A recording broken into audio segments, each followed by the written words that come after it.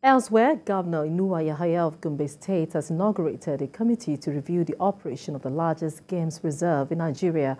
Governor Inuwa Yahaya also mandated the committee to assess existing grazing routes and establish modalities to prevent farmer-herder clashes. Lanre Adeyemi has more. The setting up of this 27-member committee on grazing reserves, grazing routes and clashes between farmers and herders is all in a bid to resolve a problem, and it's also to prevent a larger problem in the future. Clashes between farmers and herders have been blamed as a major source of insecurity across many parts of Nigeria. This committee has a mountain of a challenge to climb. There are no illusions about how difficult this task is. Governor Inuwa Yahaya explained that the state government is willing to take the tough decisions to right the wrongs of the past, if only to prevent future conflict and violence. Anything that was done out of the law will be visited and we shall take action. I will close my eyes at the symbol is of justice and make sure and to prevent appropriate disciplinary action against any person of authority that failed, refused, or neglected to safeguard the gazetted game, grazing, and forest reserves and cattle routes. The leader of the committee is experienced in managing tough assignments. The retired Assistant Inspector General of Police assured residents of Gombe that his committee would be thorough but fair. I'm asked to identify the gazetted grazing reserves in Gombe State, the forest reserves and the cattle routes, and what happened to them over time. I'm going to face this assignment and I will identify wherever they are, and I will speak to all stakeholders so that we will know the genesis, what really brought us to where we are today. Another area under the spotlight is the tertiary education system. 4 visitation panels were inaugurated to assess and make recommendations on state-owned tertiary institutions. Lanre Adeyemi, TVC News, Gombe. Traditional institution in Kano State has joined hands to end the practice of drug abuse in Nigeria, which has reached alarming levels, with the list of addicts and barons increasing by the day. Some concerned organizations say they are prepared to resist this growing trend by sensitizing the youth on its dangers across the north. TVC News Kano correspondent Ibrahim Isa reports. The fight against drug abuse in Nigeria is gaining momentum by the day. The current prevalence of drug and substance abuse in society is a major danger youth, causing many users to lose self-consciousness, develop mental disorders, become addicted, and fall into border hardships. Some northern youth, under the auspices of the Initiative for Community Action Against Drug Abuse, have taken up the war against the social vice and are now engaging the traditional institutions, the National Drug Law Enforcement Agency, academics, and students across the north. And Kano is their first point of call.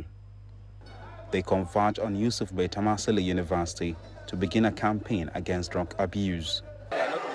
The organization has identified several strategies of combating drug abuse in Kano, which involves community-based approach to curtail production, distribution, and consumption. Once you are not conducting well in a society, you are not behaving well in a society, definitely the society has its own way of checkmating or ruling you out. Emir of Kano, Aminu Bayero, also attended the program. The Emir gave advice to the students and cited solutions to the problem of drug abuse in the country. We call on youth and women, especially students, to desist from drug and substance abuse because our society frowns at it.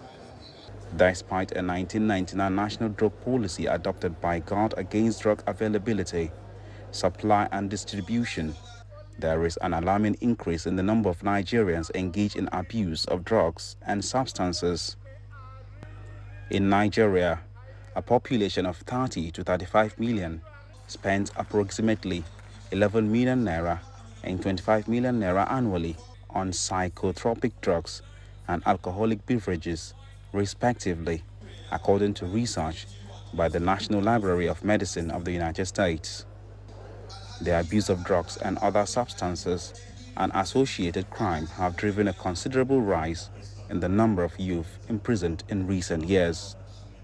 But these youth plan to travel to the northern states for their campaigns until the menace of drug abuse is reduced to its barest minimum in the region. Ibrahim Isa, TVC News. In other news, Nigeria is working towards positioning itself amongst top countries with vehicle electrification processes. These follow the validation meeting on the draft National Action Plan for the development of electric vehicles in the country. Lara Afolayan reports. This national dialogue on anti-corruption is hinged on finding ways the country could strengthen its anti-graft efforts towards good governance. Speakers urged the present administration to take anti-corruption issues very seriously. They see a need to strengthen capacities of anti-graft agencies as well as appoint a substantive chairman for the Economic and Financial Crimes Commission, EFCC.